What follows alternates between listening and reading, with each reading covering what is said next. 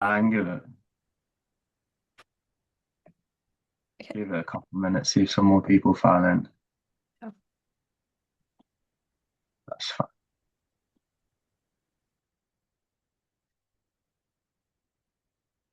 Yeah, we'll just wait for a couple more people to join. We'll give it like a couple minutes for the latecomers and then get started.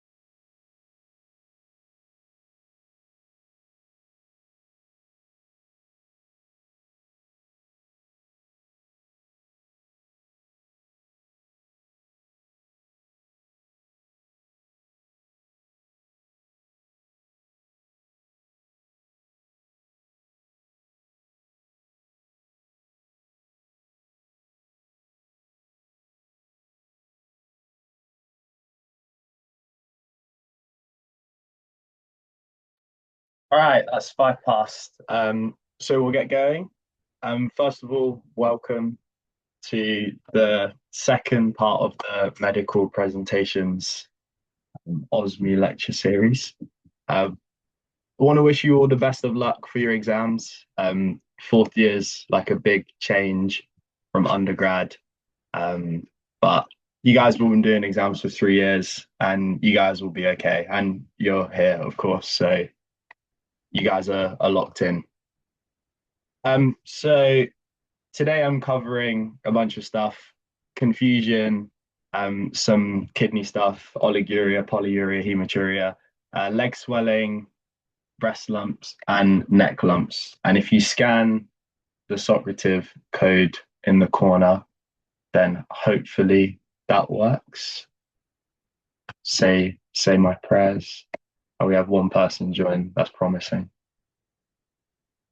I'll give you a minute or so to all join that. And there's a bunch of like exam style questions on there and a couple questions we'll go through throughout the lecture.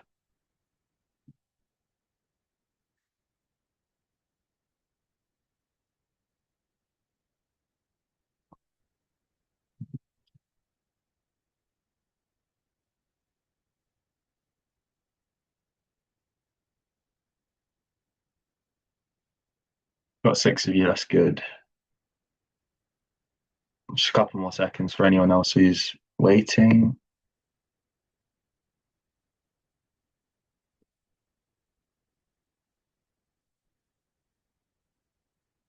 And can you guys see the first question? Just to check it's working.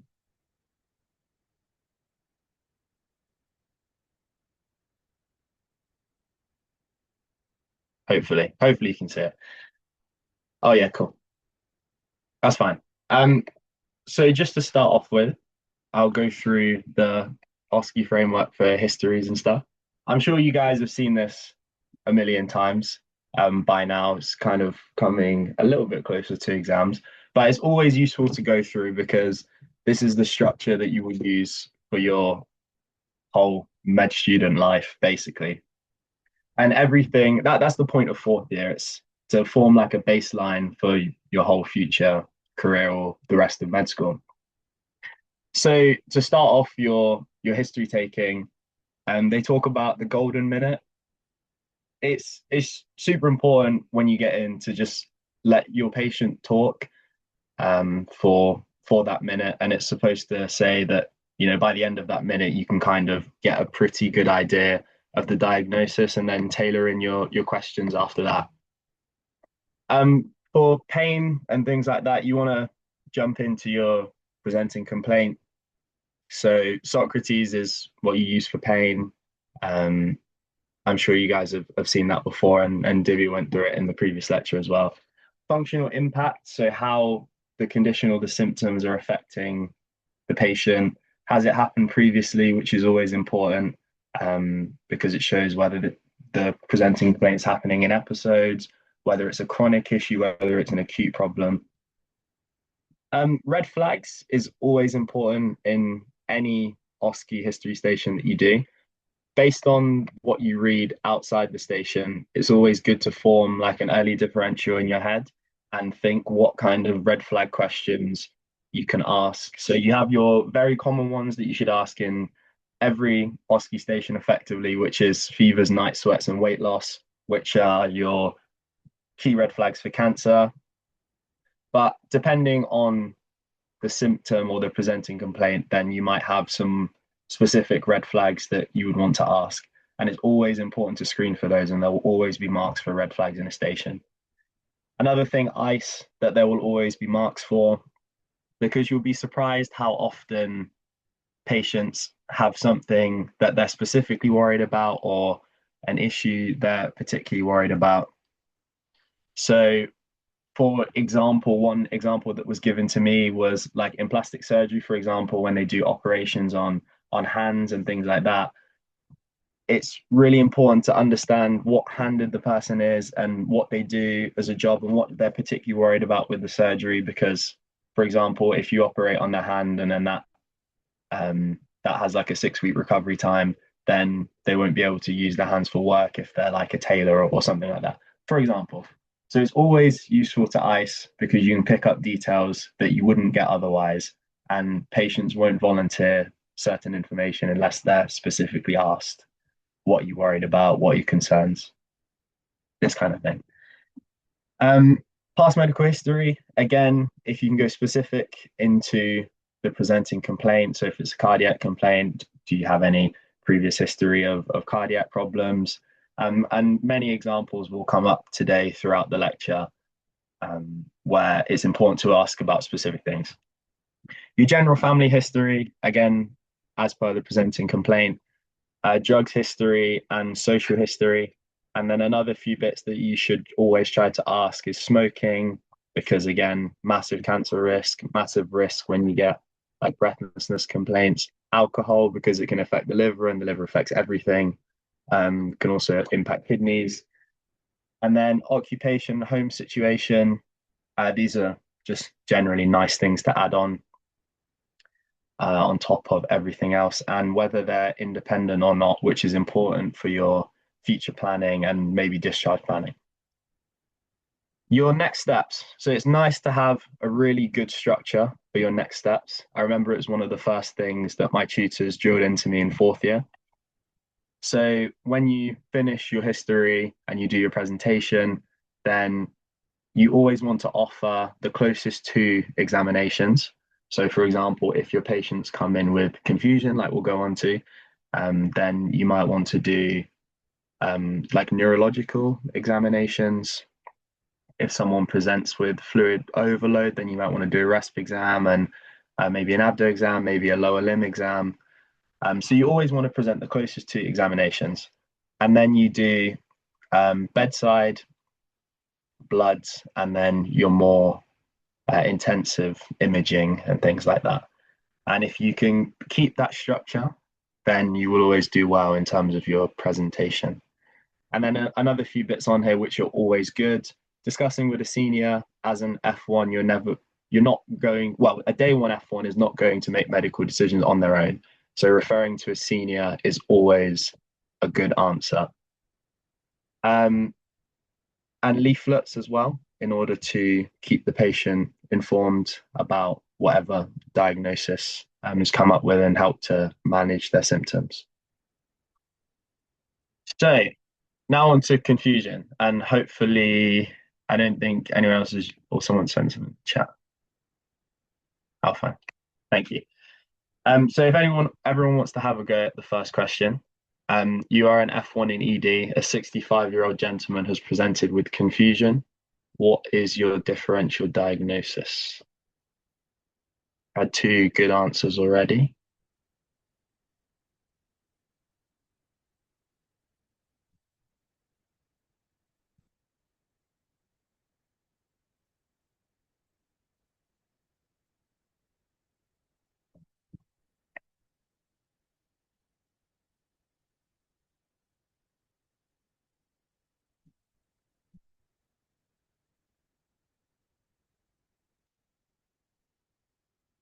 Yeah. Yes, yes. Yeah, so all very good answers. And something nearly all of you have picked up is delirium. Again, this is one of the first things that was drilled into me as a fourth year. Um, the amount of times that you'll go to A&E and you'll see patients presenting with delirium with an acute change in cognition as a result of usually an infection, but it can really be quite a lot of things causing this. It could be electrolyte imbalance, it could be dehydration, usually as a result of an underlying cause. And once you fix the underlying cause, then the clinical situation tends to improve. So I'm glad that you've all picked up on that quite early. And second question, what is the difference between delirium and dementia?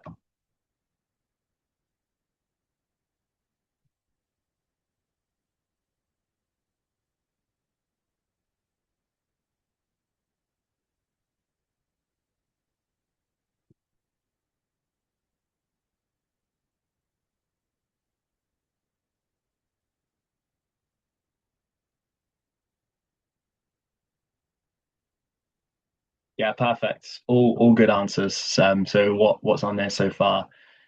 Delirium is acute onset, and delirium is reversible, temporary-ish. Yeah, very true. I guess some patients can have recurring episodes, um, and dementia is chronic and progressive.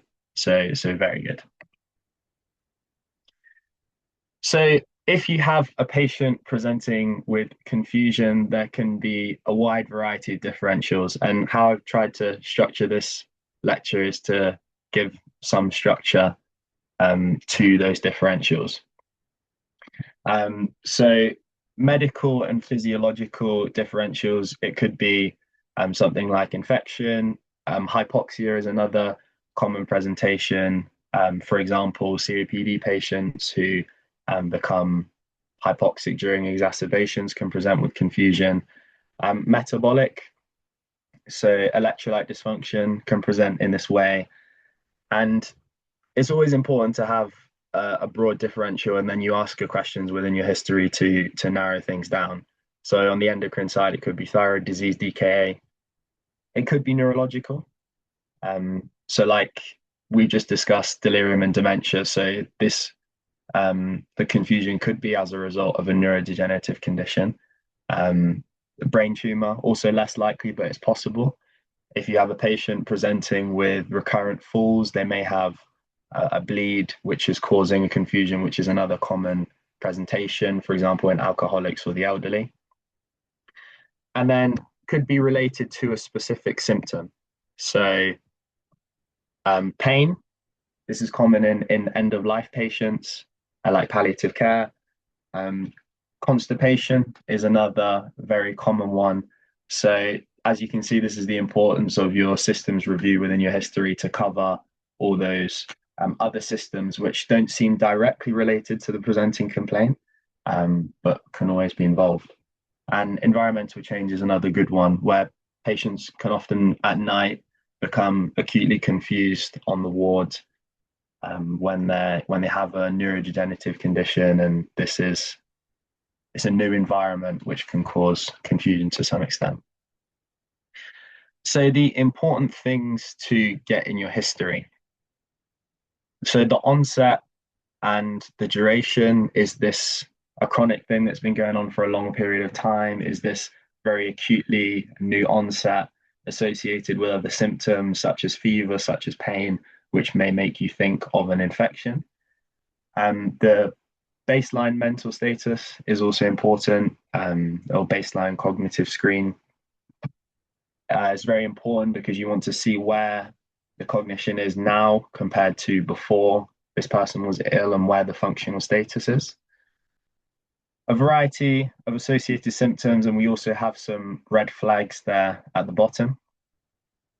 So delirium, as we've just mentioned, there can be hallucinations. I know someone in an earlier question mentioned Lewy body dementia, which you can get fluctuating cognition and hallucinations in.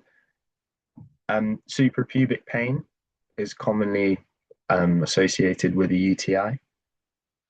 And then a cough or shortness of breath presenting with confusion could be something like pneumonia. But your big red flags, if you have a focal neurological deficit, and by that I mean like a weakness or signs of a stroke, the confusion could be caused by a stroke itself, could also be caused by something like a brain abscess and encephalopathy, viral infection, bacterial infection, meningitis, all things like this. It's a very, very broad differential for confusion. Could be sepsis or severe infection. And there's a saying within neurology. If you speak to neurologists, they'll always say to you, you have your A2E assessment, and then they say never, never, never forget glucose, because hypoglycemia can present in a variety of different ways and is such a reversible thing if you figure out that hypoglycemia is the problem. So always think that if in your scenarios you have the diabetic patient, always remember to check the glucose. Your past medical history. So if there's previous episodes of delirium, what precipitated them, and it could help to form your management this time. Is there a background of neurodegenerative disease or dementia, things like that? Confusion is also more common in older age, so that would be a key risk factor. And in your history, recent infections is a very important one because that can point you directly to your reversible cause. And then another one, urinary retention, which can commonly cause, and that's obviously part of the urology part of your course, things like bladder dysfunction or benign prostatic hyperplasia, which can cause urinary retention and then lead to confusion. And sometimes the more obvious things, which may seem less obvious in a medical context, your recreational drugs, your alcohol, and I say or lack of because this could also be alcohol withdrawal, opioids, which again, even if they're given for things like pain, they can cause a level of confusion, and also sedatives. I had a question recently in which a sedative antihistamine precipitated confusion in an older gentleman. So these are all important things to consider in your confusion history. And your investigations. So the first thing you'd always want to do is an A2E assessment. And you want exposure to check for any skin infections. It could be something like a cellulitis. But in an OSCE, you should usually be guided to what examination you would perform. I haven't seen an examination required for confusion before, but in your presentation, always start an A2E assessment. That's never going to be wrong. And then based on the indication, you can give the close exams. Again, your OBS, oxygen saturations, blood pressure, temperature, blood glucose. These things are never wrong. Everyone who goes into hospital always gets these assessments performed. And then your bedside tests. So you could do an ECG if you're suspecting something like an arrhythmia, urine dip and culture to check for UTIs or pyelonephritis. And then your bloods. It's always good to have a clinical rationale for why you would do each of your bloods. So the classic confusion bloods would be your thyroid, your B12 and folate, glucose and calcium, which can all commonly precipitate confusion. But again, if you have your common structure that we'll use, and make sure you say all the common bloods, FBCs, USANEs, LFTs, CRP, to check for inflammation, then it's not going to be wrong and you manage to secure the marks. And imaging, chest x-ray to check for pneumonia. So I've got the next question up on Socrative, if you guys would like to give that a go. Got two exam questions.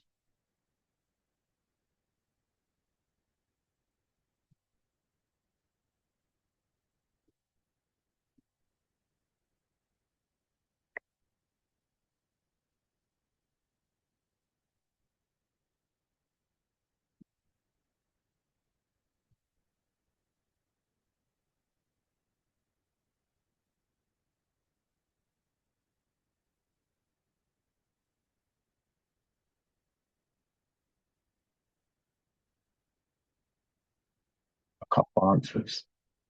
Give you a minute or so.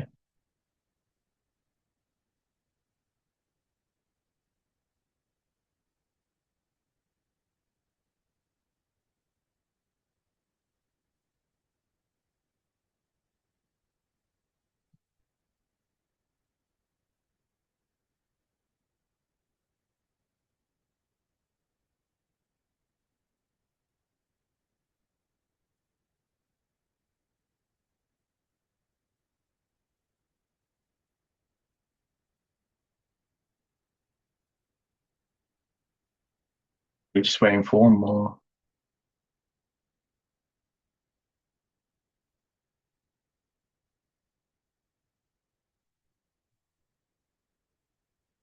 Yeah, good. Yeah, 100% correct. So this gentleman is presented with multiple myeloma. He has the classic signs of hypercalcemia, which is stones, bones, groans, and moans. So that is why he has presented with confusion here. Next question.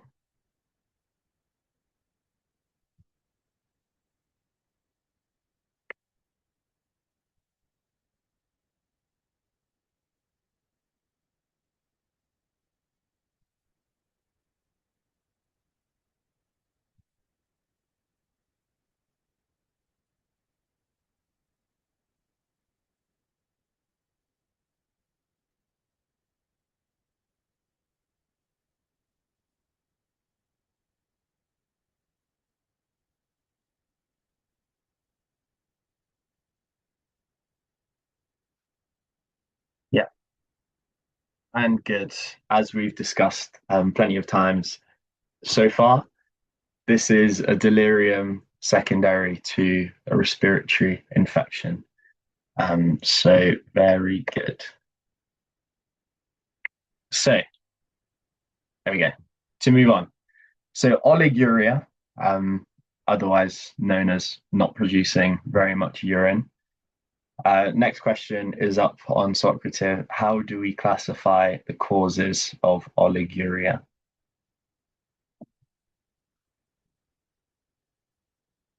How would you classify your differentials?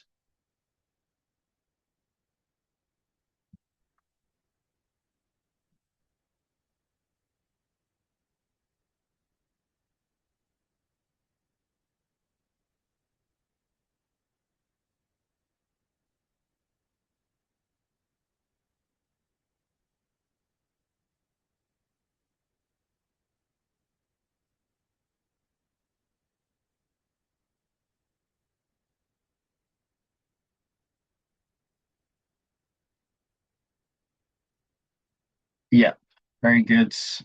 Well done, guys. So it's pre-renal, intrarenal, renal, intrinsic, however you want to say that middle one. Everyone has their own opinion on how it's supposed to be said, and then post-renal. So very good. So I've divided it exactly as you have. Um, Renal stuff always used to confuse me when I was in fourth year. I think it's challenging to get your head around, but I managed to work around it. So pre-renal would be anything before the kidney, and this nearly always results in a reduced GFR. which therefore means the kidney has nothing to filter, and that causes acute kidney injury in its sense. So the cardiac causes are generally all pre-renal arrhythmias, any ischemic injury to the heart, tamponade. These things all just reduce the cardiac output, which ends up reducing GFR and causing an AKI. And when people say oliguria, they're effectively saying an acute kidney injury, which I'm sure many of you have seen on the wards in various documentation. If you have a hemorrhage or dehydration, those are both mechanisms of, again, kind of getting towards the same thing. Reduction in circulating volume, dehydration again, reduction in GFR resulting in AKI. Sepsis and anaphylaxis can both cause shock um, in their own ways, and again result in a reduced GFR, therefore resulting in acute kidney injury. And an interesting one, renal artery stenosis. This again, less blood going to the kidney, less blood filtered in the glomerulus and causing AKI. And then you have intrinsic injuries within the kidney, acute tubular necrosis, glomerulonephritis, acute interstitial nephritis. And then you can have vasculitis and your hemolytic uremic syndrome and TTP. So they're all causes inside the kidney, damage internal to the kidney, resulting in your AKI. And then your post-renal causes, which you have a few red flag conditions here. One of the key ones being cauda equina syndrome and neoplastic spinal cord compression. So these are things that you never really want to miss. So just make sure, and we'll see it on the next page in your history, make sure you always ask the red flag questions for these. Again, your post-renal causes, you can have bladder dysfunction in the form of stones, in the form of bladder cancer, in the form of a stroke affecting neurological control of the bladder. Bilateral urethral obstruction, and there's another red flag that a leaking AAA can put pressure on the, that's meant to say ureter, a bilateral ureter obstruction, but yeah, can also apply pressures to the ureters, therefore resulting in AKI. And constipation can also cause that post-renal blockage. And BPH is your final one, also causing urethral blockage, leading to post-renal AKI. So important things to ask in your history. So when did it start? Is it painful at all? Is the patient systemically unwell, which might make you think of an infective cause or a septic cause? Is there any fever, weight loss, night sweats, those red flags that you always cover, because that could be a sign of a renal cell carcinoma, could be a sign of a bladder cancer, and all these things can present.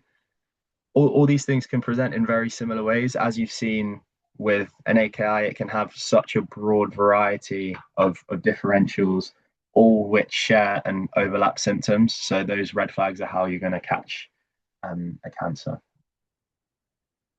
Is there any fever? Is there any flank pain or suprapubic pain, which can help you localize any injuries? It's also important to classify how much urine is actually being produced, because you can have various severities of AKI. Therefore, if you have zero urine production at all, then that's a more clinically serious situation, and it also points towards a post-renal cause, than if the urine production is reduced, but still okay. So these are your red flag questions for things like cauda equina, and also petechial skin changes. They may make you think of meningitis and sepsis in a younger person, the non-blanching rash. Um, DIC can also come with non-blanching petechiae, and that would be quite a serious clinical condition, things that you just don't want to miss. And I've given you the answer now to the next question, so we'll just skip that one. But your caudal recliner wed flags, back pain retention, saddle anesthesia, which is anesthesia around the anus and the genitals, and bilateral leg weakness. Um, Things that may be important in your past medical history, if there's a previous history of AKIs, previous history of chronic kidney disease, which is on the background of the current clinical situation, any recent infections which may precipitate, for example, if they've been unwell with a respiratory illness recently, they're not eating and drinking, and maybe a dehydration kind of cause, urinary obstruction, and any history of prostate disease, because things like BPH, benign prostatic hyperplasia, develop over a long, long, long period of time. So there will be a visible history of that. And in drug history, the things which are important to remember, and that came up in exam questions when I was doing fourth year exam questions, is there are specific drugs you have to recognize to stop in AKI because they actually make the kidney injury worse. And those are ACE inhibitors, angiotensin receptor blockers, diuretics, and any of your NSAIDs.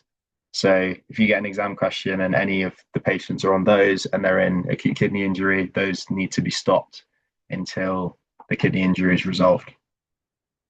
And metformin and SGLT2 inhibitors, those need to be stopped as per sick day rules in diabetic patients in order to prevent hypoglycemia. So the next question is on Socrative now.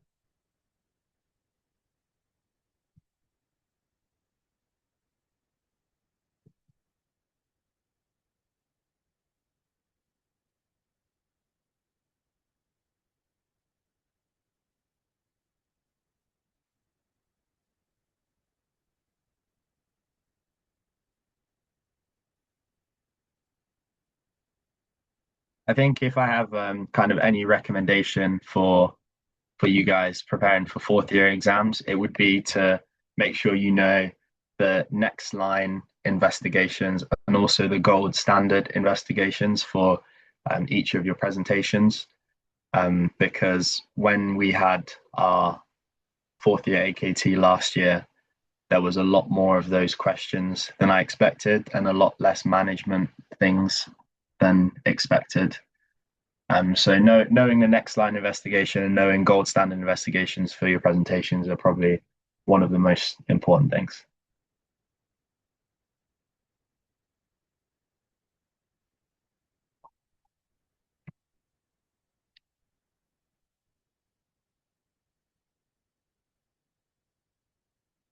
I think we're waiting for one more answer.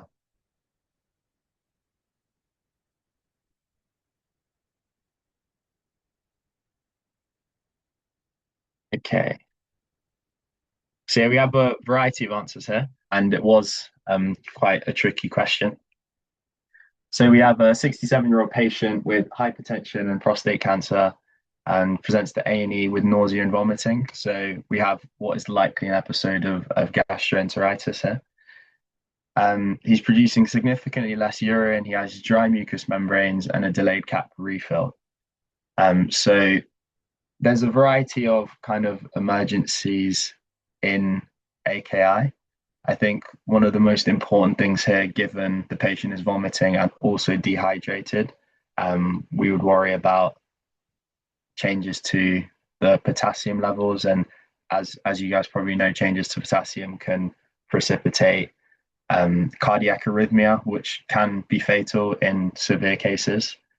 So I think the initial assessment would be urea and electrolytes. But of course, urine dipstick, blood pressure, they wouldn't be wrong answers. It would just be the most important thing you want to check in this acute situation to make sure you don't miss something like a very low potassium level here. So here are some of your AKI emergencies. Um, so you have hyperkalemia because the kidneys can't excrete potassium, and like mentioned, there's a risk of fatal cardiac arrhythmia. And on an ECG, you'd see peak T waves and severe bradycardia in these cases. So your early management would be calcium gluconate, glucose and insulin in order to shift the potassium into cells, and the calcium gluconate in order to protect the myocardium. You can get a metabolic acidosis due to reduced acid excretion. Um, Effectively, the kidney's not doing its job. It can't excrete the acid, it can't bring back the bicarb, and you're kind of relying on your kidneys to do that. And when you have an infection superimposed on top of these things, it can create even more of a physiological challenge. You can get pulmonary edema, which, of course, is an emergency. And this is why a lot of patients with AKI are placed on fluid restriction in order to deal with that, deal with the edema, because the AKI causes salt and water retention. The kidney is not doing its job in these cases. And then these two, which are rarer, but also important, you can get uremic encephalopathy with accumulation of urea. And in a clinical scenario, you will always see a very high urea level on top of whatever's going on in your clinical situation. You'll see levels of urea like above 20, and that should point you towards uremic and encephalopathy, especially if it's with parenchymal signs, so signs of brain dysfunction like confusion or seizures or things along that line. And then hypertensive encephalopathy, sometimes you can get a very severe hypertension, which comes alongside an AKI. And what you do in these patients is urgent blood pressure control in order to reduce. But these two are slightly rarer, but all emergencies, which are all important. So your next question is on Socrative, where I go through some of the investigations.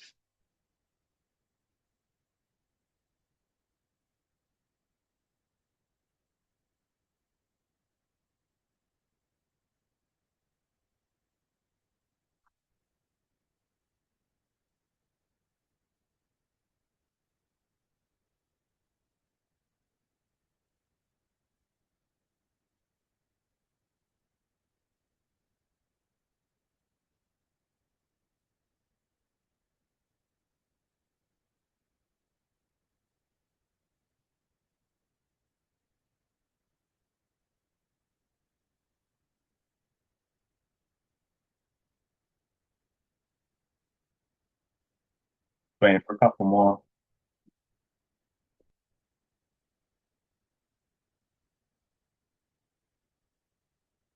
Yeah, very good. All of you guys are right there. So we have the suprapubic discomfort worsening oliguria on a background of several years' history of hesitancy, weak urinary stream. All signs are pointing to BPH here. So this is the cause of his AKI. Okay. Um, so back to the slides. On examination for an AKI, you'd want to do an abdominal examination because, as we've seen in those questions, an abdominal exam is very important. It can point towards your differential. If you have suprapubic pain, then maybe we're thinking dysfunction in the bladder region. If you have flank pain, then we could be dealing with something like a pyelonephritis or an internal renal cause. If you're worried about something like cauda equina or kind of compression type symptoms, then you might want to do a lower limb neuro exam or a DRE to assess the anal tone, as we discussed in our red flags. A fluid assessment will always be suitable with kidney problems because you want to check whether we're on the edema side and whether on the dehydrated side. In terms of your OBS, sometimes you can put in a catheter to assess urine output, especially if you're suspecting that you have urinary retention. And blood pressure, always important. Urinalysis, and you can check for blood. You can check if you can see anything on the urine dip. and ECG to check for any arrhythmias. And then, like we mentioned earlier, using these are super important to check for the potassium levels, as that's one of your key emergencies with AKI. And then your imaging, if you're suspecting renal stones, renal colic, then your first line investigation will be a CT. You can do an ultrasound, post voiding volume if you're suspecting some kind of retention, and chest X-ray for pulmonary edema. So polyuria. Um, so we have two kind of a way to split this in half. You have your true polyuria, which is your body is producing far more urine than normal. And this is very common in your diabetic patients. Diabetes mellitus, both type 1, type 2, they both present with polyuria.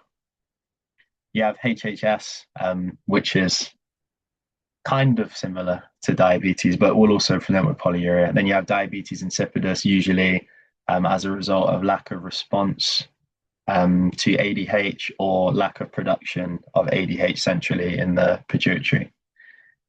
Um, Heart failure, hypothyroidism, primary polydipsia, which is due to excessive fluid consumption. Also, an important thing to ask patients in your history, how much fluid are they consuming? If they're not drinking anything at all, or that could precipitate an AKI if they're drinking too much. That could lead to polyuria here, but is usually a more unlikely cause. And then you have drugs, things like caffeine, alcohol, and excessive diuretics, or diuretics in general. And then you have your things which cause your urinary frequency, which are generally on the inflammatory side. Your BPH, your bladder cancers, your bladder stones, your UTIs, which are one of the most common presentations of polyuria, with your general UTI symptoms, frequency, and urgency.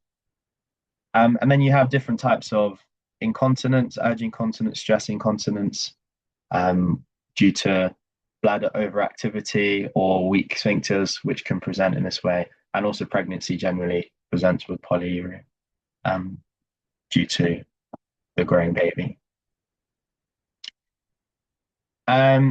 So in your history, things you want to ask: is this acute issue? Is it a chronic issue? Is there any pain on urination? It's good to split your questions here into pre-voiding, voiding, and post-voiding, in order to have an idea in your head and just work through a system. Is there any blood in the urine? Is there any protein in the urine? All which changes your differential diagnosis. And are there any associated symptoms? And again, we have some key red flags there. Bone pain, back pain, and weight loss will always be your red flags for cancer diagnosis. Your examination, you want to do abdominal examination. If it's in a man, you'd want to do a DRE to check the prostate, if we're thinking a BPH direction. And then your OBS, your bedside, blood dipstick and culture, check for glucose, which will point you towards diabetes, your normal bloods, and imaging. You may want to do a post-void bladder scan. So your next question is on Socrates.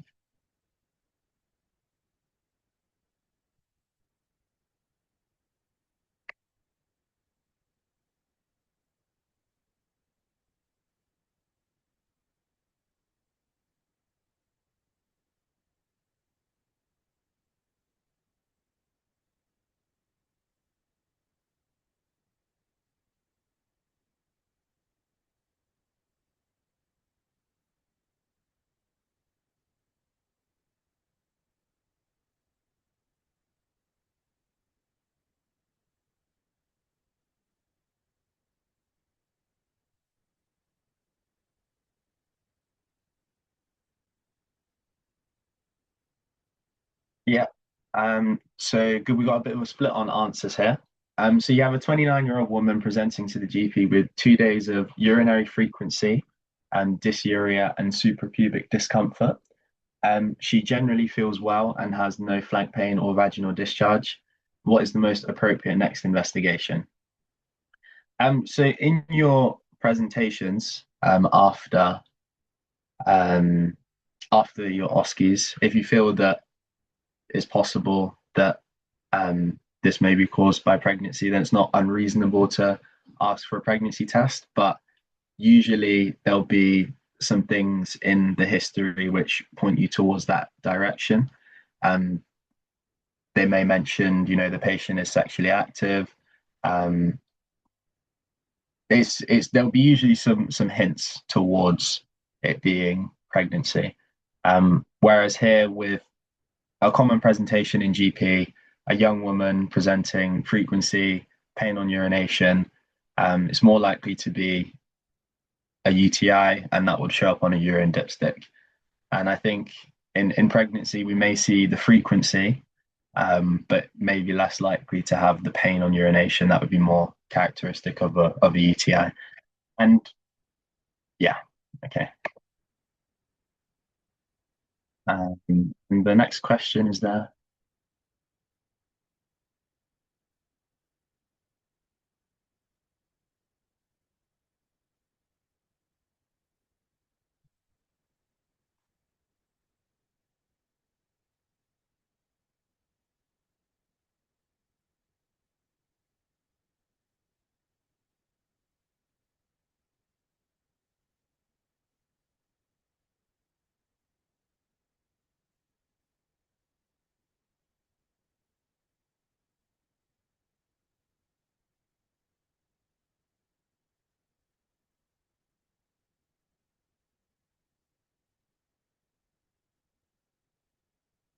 Wait for a couple more of you.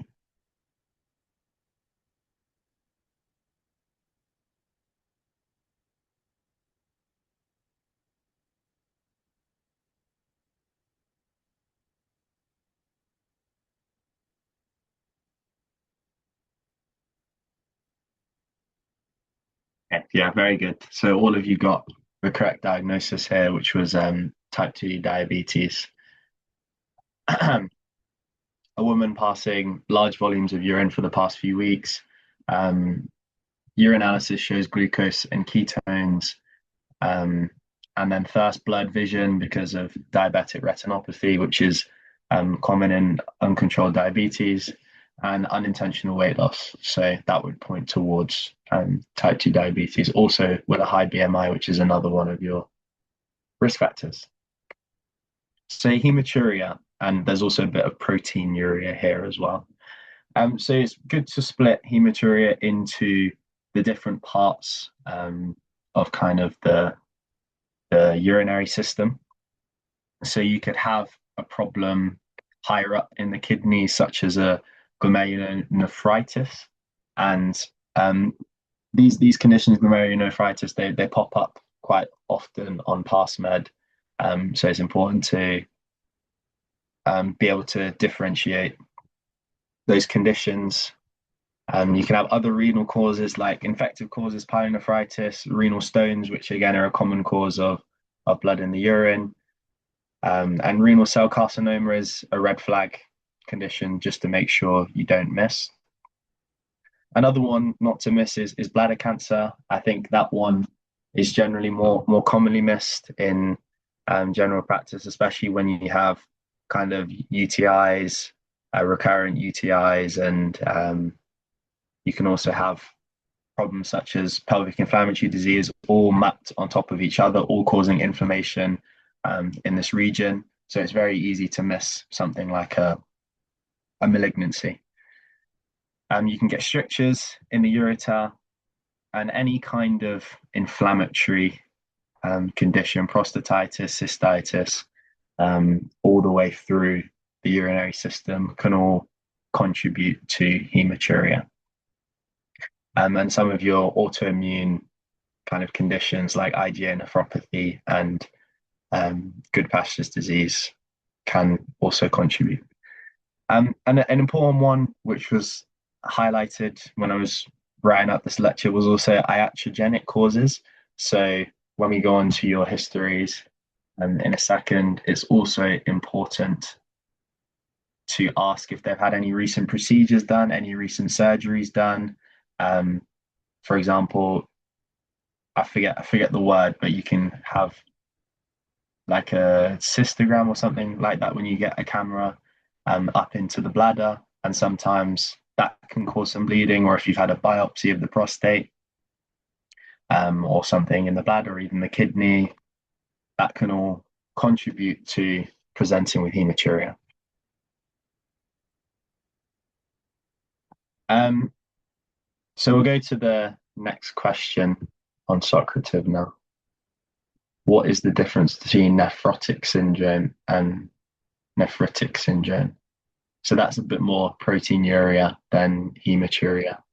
But it's an important thing, which again, like the dementia versus delirium, was highlighted very early on fourth year placement for me as an important distinction.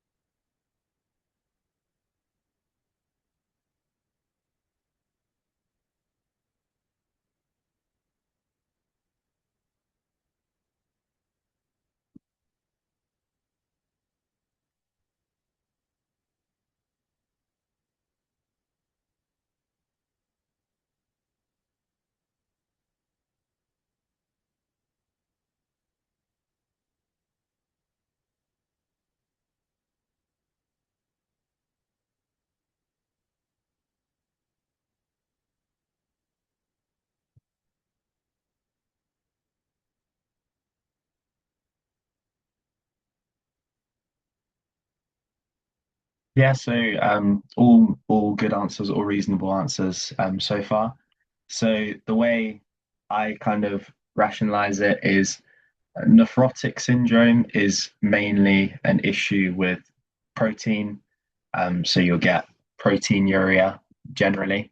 Um, and you'll also the kind of triad is a significant proteinuria, often seeing frothy urine, a hypoalbuminemia. Alongside that, also with peripheral edema, signs in nephrotic syndrome. Whereas your nephritic syndrome is generally an inflammatory and bleeding problem. You still may get small amounts of protein, but it's generally as a result of kind of your inflammation, and therefore you'll get hematuria with red cell casts seen in the urine. So very good, very good. So on to a few history bits. I think an important thing to establish is what color is the urine. When we say blood in the urine, you can have kind of frank hematuria, visible hematuria, invisible hematuria. So it's always important, and the color of the urine may also help your kind of differential, and also like how clinically worried you are. If the urine is kind of quite dark red, and then you might be more clinically concerned. But these things are all important, and you can get the urine can be stained by things other than blood. So, for example, you might have red tinted urine with eating beetroots or rhubarbs, things like this. And then there's also certain drugs which can commonly change the color of your urine. And I believe rifampicin and sulfasalazine commonly make the urine orange, which, if a patient isn't counseled correctly on that, they may come thinking they've got like a serious hematuria. Um, so it's always important to consider these things in your differential. But you also want to ask about any recent infections, because this can kind of point you towards an autoimmune direction in some of the glomerulonephritis conditions. Is it painful hematuria? Is it non-painful? Are there any UTI associated symptoms, frequency and urgency? Fevers, rigors may point towards, again, an infective cause like a pyelonephritis. Where's the location of the pain? You could have suprapubic pain. You could have, pain close to the urethral opening. Um, any of these locations, and I just mentioned there some of your symptoms, some of your other kind of outside symptoms of nephritic syndrome. And then the past medical history again, is there a history of autoimmune disease? Is there a family history of autoimmune disease? Have they suffered with a history of UTIs? Is this a recurrent UTI? And polycystic kidney disease can make hematuria more likely. Should we be considering urological cancer here? Again, the prostate is another thing to ask about. So the next question is on Socrative, 34-year-old man with sudden onset right flank pain and visible hematuria, afebrile and hemodynamically stable, and a renal stone is suspected. So what is the most appropriate next line investigation?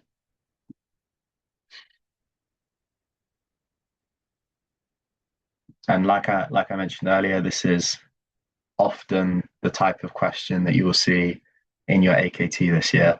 So just make sure you have your next line investigations in your head before you go in.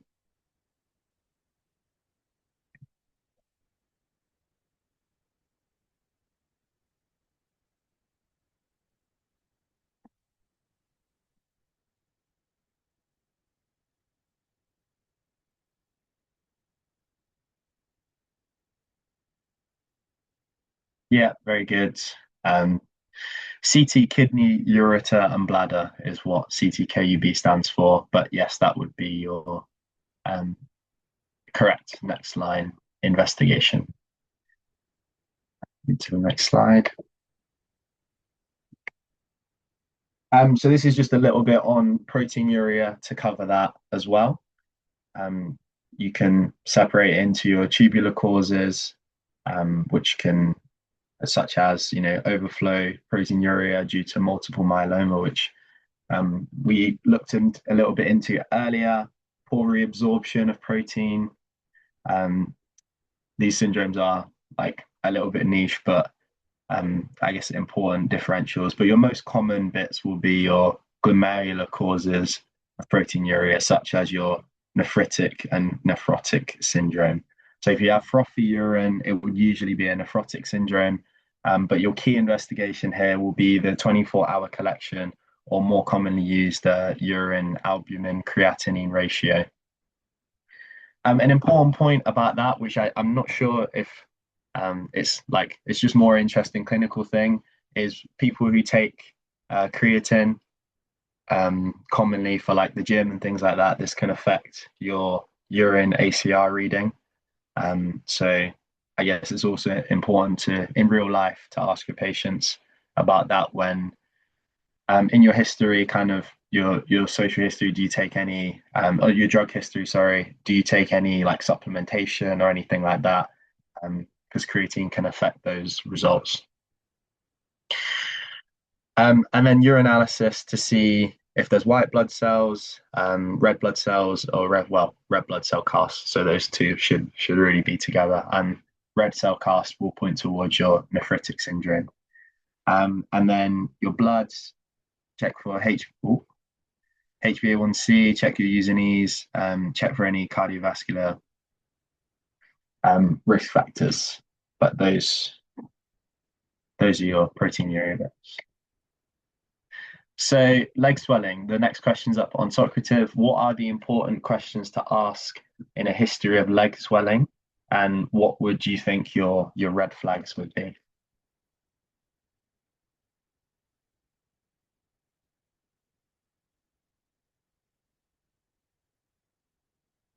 And just while you're doing that, another point from the previous slide is that you can do renal biopsy and electron microscopy in order to visualize things like the podocytes and to see if there's any dysfunction in these regions.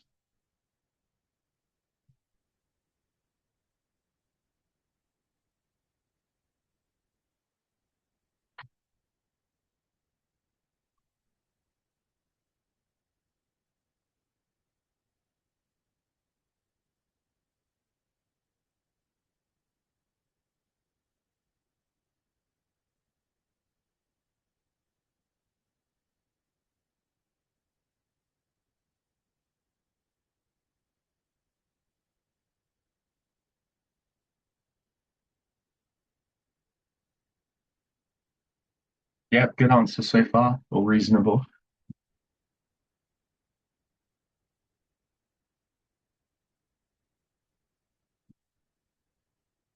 So some of the bits we've got so far is the onset, is there pain, is it chronic? Is there a history of heart failure, which is a very common cause of leg swelling? Um, Redness, and is it unilateral, which is a very good question. Of course, you'll see that on your examination. The well score, which again is very important for DVT, so that's a good mention. Acutely painful and compartment syndrome is one of your red flag syndromes, which is a very good point. And I don't think I included that on my list. So compartment syndrome is a very one, and you usually see it after a history of maybe a fracture, which has been repaired in surgery, and the patient presents with pain out of proportion to the clinical syndrome. And usually, when you get that in your clinical vignette, you'll either think compartment syndrome or something like necrotizing fasciitis if there is more infection and systemically unwell in that syndrome. Activity level, your red flags, night sweats, weight loss, fever, always good. Cancer red flags, DVT risk factors, long haul flights, malignancy, recent surgery, immobilization. All very, very good points. So you guys have clearly been doing your revision bits. Um, so yeah, the next question is up there, and some of you have given answers which point towards this diagnosis as well. And if you can also give what is the most likely diagnosis and what would you be worried about if the patient was breathless?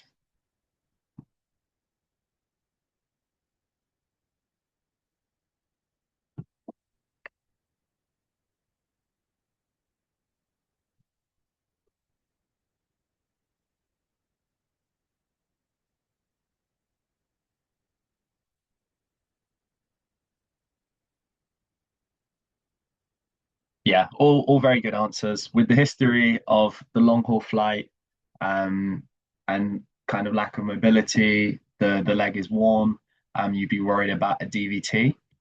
But one thing and one kind of like piece of advice for OSCEs and clinical practice in general, um, one trap that I kept falling into last year is if I knew the diagnosis or felt like I knew the diagnosis very early, I'd kind of go on a one track mind and just ask questions relevant to that diagnosis and not do, your kind of normal history structure and not screen for any differentials. But yes, this is true. If this patient had history of, they went on holiday kind of in the jungle or something like this, there's no reason this couldn't be like a Lyme's disease or a cellulitis or an insect bite. Um, so if this was your kind of your piece on the front of your OSCE, even though you're kind of sure it's a DVT, just make sure you screen for all your other relevant differentials and still show the examiner that you can go through your full structured history. Because knowing the diagnosis doesn't get you most of the marks, it's going through the process and showing that you as a student know how to take a good history. But yes, you are all right. DVT, and you'd be worried about a PE in case of breathlessness. And in fourth year, a lot of people we learn um, the specific ECG finding for a PE. Actually, the most common thing you'll see in a PE is kind of sats lower than you'd expect and sinus tachycardia, um, rather than the T1 something. I forget what the lineup is, but it's sinus tachycardia would be the most common thing you'd see. So your differentials, DVT, cellulitis, necrotizing fasciitis, our compartment syndrome is here on your kind of MSK side, allergy, insect bite, and lymphedema if you have lymphatic system compromise. A ruptured Baker's cyst, which a Baker's cyst is kind of a swelling that you get in the popliteal fossa behind the knee. And these can rupture, which can cause an acutely swollen leg. So you might see that on your GP placements next year. Warmth and redness, again, you'd be worried about your kind of infective causes and DVT. Thrombophlebitis is something that comes up a little bit, which is inflammation of the superficial veins on the leg. Contact dermatitis, so never forget your eczema and psoriasis, your dermatological, those common things. And osteomyelitis in more severe cases might cause warmth redness. And again, another kind of red flag condition, septic arthritis, that's something you don't want to miss because a patient can rapidly deteriorate if you have a red, hot, swollen joint. Of course, there's differentials, things like gout and pseudo gout, but you just want to screen and make sure it's not a septic arthritis, especially if they're systemically unwell. And bilateral swollen legs, common things, right heart failure, lymphedema, a nephrotic syndrome, which someone did mention earlier on, causing hypoalbuminemia and edema because of that. Pregnancy can also cause leg swelling physiologically, but you can also get preeclampsia, which is like hypertension in pregnancy, which can cause swollen legs pathologically. So again, always important to do your screening, and you guys will learn a bit more about that next year. And a pelvic mass can also cause leg swelling. So again, important to do your red flag screening. So in your history, you guys all mentioned excellent points, and I think you've probably covered most of these. One of the things I did want to bring up was exercise intolerance. If you're thinking along the lines of what's it called now? Oh, claudication syndrome, which is when you get pain and swelling in your legs as a result of arterial disease. Your red flags here: screening for DVT and PE, fever. Your screening for pelvic malignancies such as gynae symptoms, abdo pain, blood in the stool, all signs of, it could be a colorectal cancer, it could be anything along these lines, change in bowel habit. Pain on joint movement, passive joint movement, you might be thinking septic arthritis. And the big one for me, pain out of proportion to the injury, you'll be thinking compartment syndrome or necrotizing fasciitis, quite often in these cases, or even a fracture or something like that, which hasn't been picked up. So all things that you want to deal with quite quickly. In your past medical history, any signs of hypercoagulability, which again, you guys mentioned, which was really good, which may cause kind of clots to form in the leg, any inherited clotting disorders, and any prior radiotherapy or surgery on the legs. And your investigations, in a lot of these patients, you want to do a neurovascular assessment to ensure the legs are healthy. If there's neurovascular compromise, you'll immediately be referring to seniors and potentially to the vascular team or something along these lines. Because you have nervous compromise, you might have arterial compromise, and in the cases of acute limb ischemia, you could risk losing the limb. An X-ray, if you're thinking about osteomyelitis, blood cultures indicated, and swab cultures in the case of ulcers, which aren't super reliable, and clinicians don't tend to like them that much, but never unreasonable to say after an OSCE station in your presentation. And got some images of ulcers coming up on the next slide, just to warn you. So this ulcers is also an important part of your syllabus, and just the difference between arterial and venous ulcers. Arterial ulcers tend to be punched out deep ulcers, as you can see in the bottom left. They may be associated with claudication, so like pain on exercise. And impotence or erectile dysfunction is suggestive of severe arterial disease, because that would suggest that the penile arteries are becoming compromised with atherosclerotic plaques. So if you have impotence in a history alongside arterial ulcers or peripheral arterial disease, then you should be worried that the disease is very severe. And you also might have absent or not absent, but poor pulses in the distal limb. Your venous ulcers will be shallow.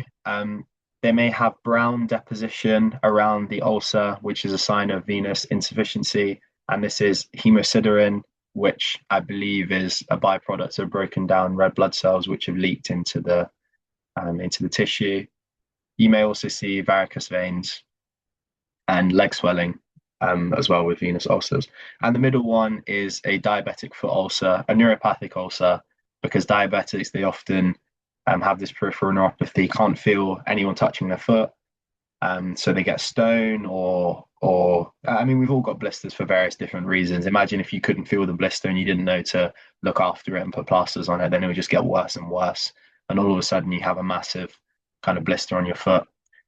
And the other type is pressure ulcers, usually patients who are non-mobile for long periods of time, and they'll develop kind of quite serious ulcers in hospital. So it's always important to try and mobilize your patients if possible. So next is breast lumps. There's a very broad differential for breast lumps. It can be a variety of different things. You can get fibroadenoma if it's very small and mobile. You can get cysts, you can get intraductal papillomas, and there's important questions to ask in your history to differentiate between all of this. I believe fat necrosis is common when you've had a trauma to the breast. You have your malignant tumors, your carcinomas, um, other lumps such as lipomas. You can have abscess or mastitis, and these things are important in the context of breastfeeding and lactational mastitis, like I just mentioned as well. So in your history, Socrates for pain, as always. You want to ask when you have a history with lumps, you want to ask, are they changing in size? Is it mobile? Is it tethered to the skin underneath, which is usually more worrying? Is it regular and round and smooth, or is it irregular? And I'm sure you guys will be learning the breast exam for the upcoming examinations. So always important to have a good description of the size, whether it's mobile, whether it's tethered to the fluid underneath. Is it regular? Is it irregular? And what quadrant of the breast that mass is in. Is there any discharge? Is there any skin change on the nipple, for example, in Paget's disease of the nipple, suggestive of a cancer? And a red flag here is thoracic back pain, suggestive of a cancer as well. And thoracic back pain is always pathological in pathological until proven otherwise in a patient. Past medical history, is there any previous cancers? And then you want to screen for your risk factors of increased estrogen exposure, because that can lead to a breast cancer. Smoking is always also important, and any previous radiation to the chest wall. So I have the next question on Socrates. Yes. Last couple of slides now, and then you guys can all get on with your Friday night.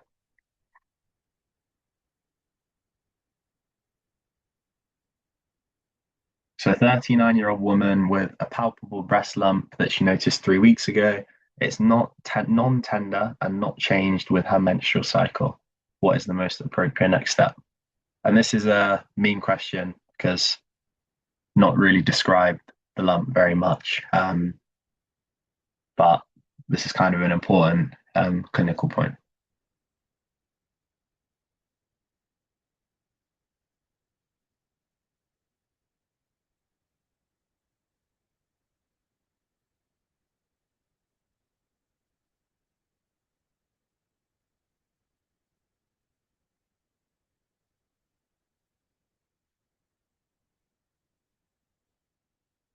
Yeah, very good.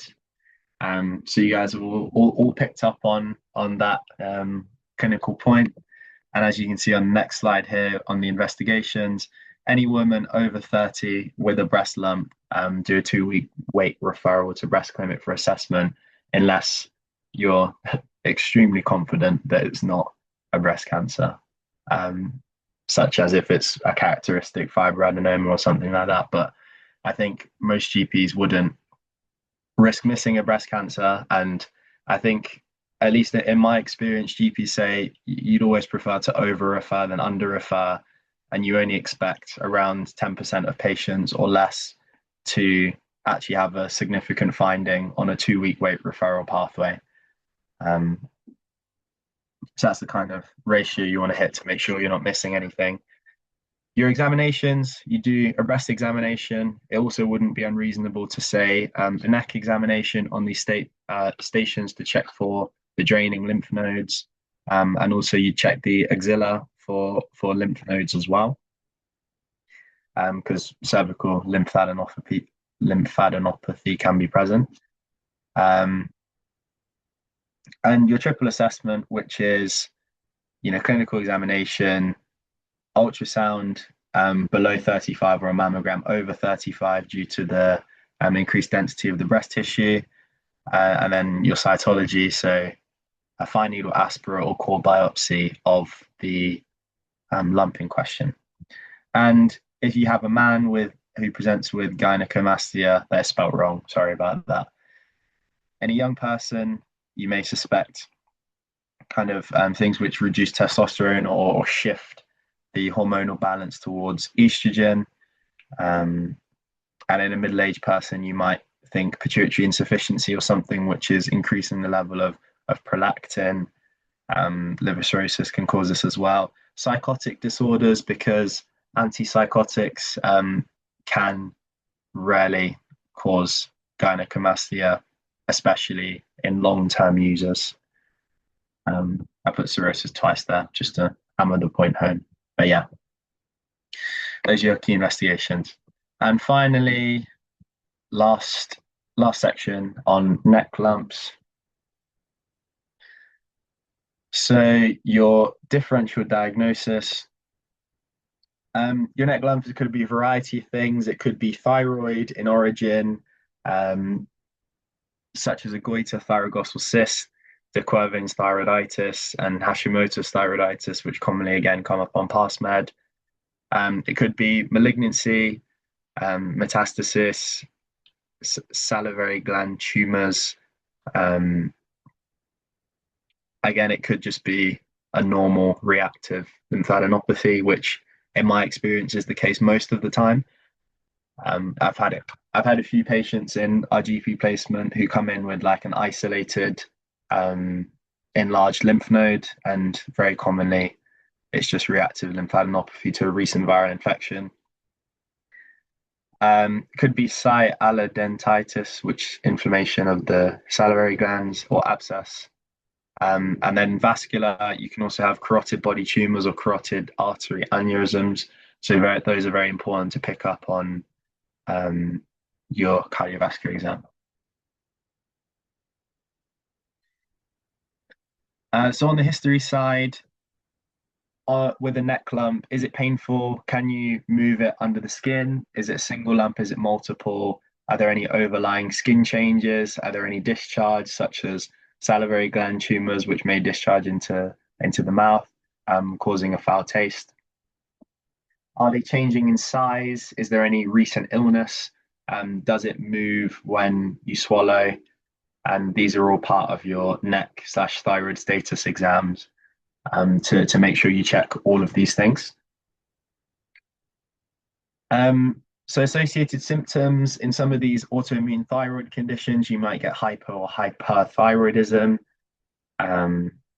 As a result of, you can get like thyrotoxicosis, or hyperthyroid as a result, which I believe in Hashimoto's you get hypothyroid symptoms. You can get dysphagia, hoarse voice, and stridor, and these are all concerning. And I forgot to highlight in red, but you have a lot of red flags with neck lumps. Unilateral nasal symptoms, such as discharge, like nose bleeding and congestion just in one side, because that can suggest a nasopharyngeal cancer. And that alongside with your fevers, weight loss, night sweats, and cranial nerve palsy, because that suggests whatever is causing this lesion is big enough to kind of compress one of the cranial nerves. So that would always be a concerning red flag sign in these histories. Social history, is the patient kind of sexually active? Could this be an infection? or STI causing this, like lymphadenopathy. Smoking, because that can cause Wharton's tumor. Cat scratches or bites, and this Bartonella infection is quite common in the US. And then finally, your investigations, your closest examination, so ENT exam, um, examination of the breast or the upper limb, if this is indicated, and then your bloods, FBCs, thyroid status, TFTs, EBV, and HIV to check for immunocompromised status.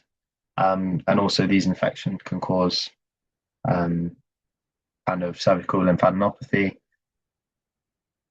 Neck ultrasound or MRI if indicated, and also a fine needle aspirate of any lumps if indicated. So your last question is on Socrative now. 62-year-old man presents with a painless neck lump that's gradually enlarged over 2 months. He smokes 20 cigarettes a day and has lost weight. On examination, the lump is hard and fixed. What is the most appropriate next investigation?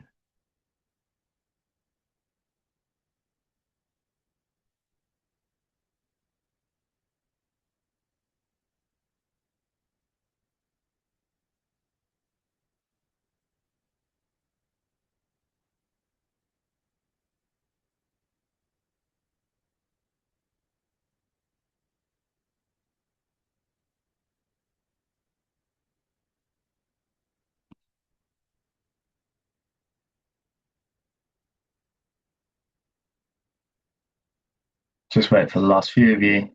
Last question.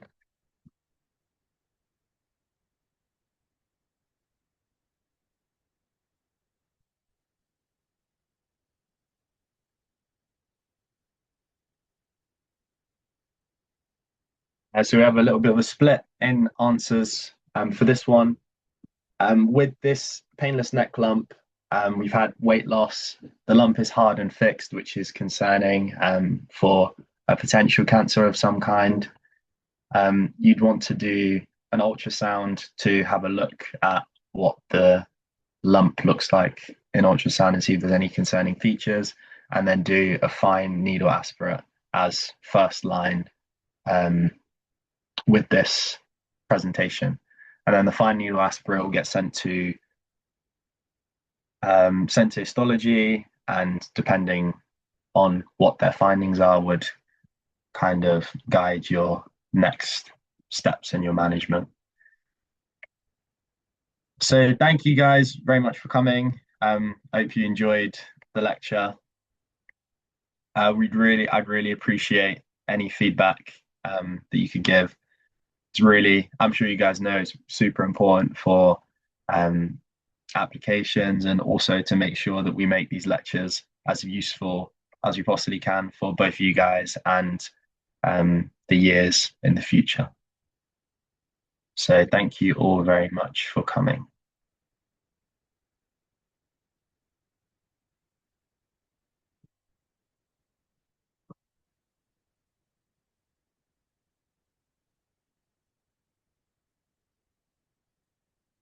Do I have a link? Yeah, I'll sort that out for you.